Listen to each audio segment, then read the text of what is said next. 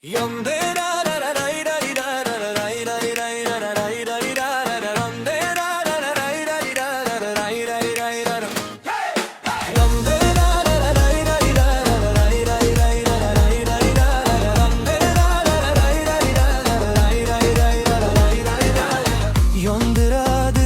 kuydiradi sanamgina, qo'shiq ora, ko'zi qora qalamgina.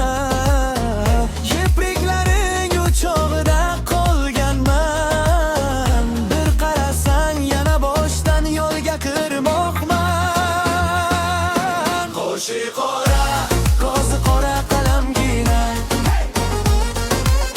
yuragimga yozib qo'yding alamgina. Yondiradi, kuydiradi sanamgina, menga faqat sen deb urar tana jonimda.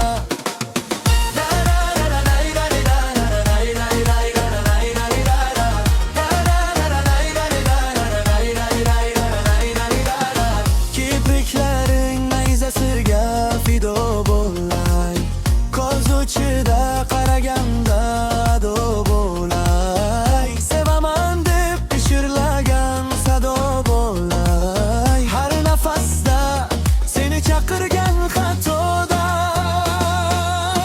Qo'shiq qora, ko'zi qora qalamgina, lablarimda aylanadi o'sha nomgina. Yondiradi, kuydiradi sanamgina, senda yashar har bir armonim orzumgina.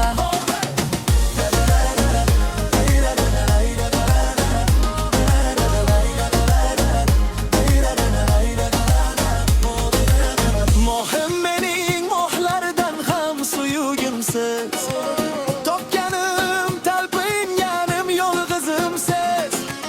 Kuygan dilim bir parchasi kuyugimsiz, senga bog'liq har bir nafasim o'zimsiz. Qo'shiq qora,